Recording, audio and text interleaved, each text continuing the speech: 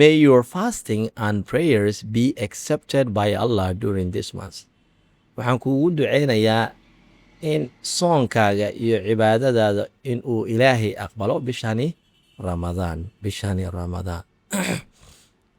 Alright.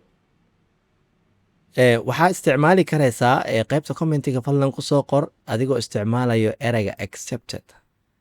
hadda duca ayay soo gashay laakiin meelo kala duwan ayaa loo isticmaali karaa. waxaa loo isticmaali karaa codsi shaqo oo laga aqbalay ayaa loo isticmaali karaa.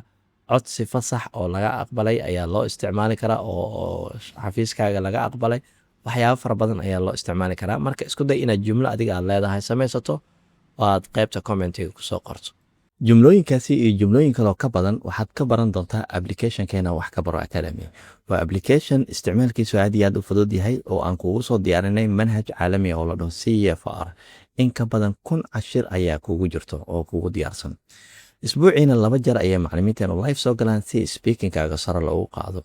haddii aad xiisaynayso sanadkan inuu kuu noqdo sanadkii luqadda Ingiriiska aad horumari lahayd, fadlan applicationka soo download garayso kama shalaayay doontid.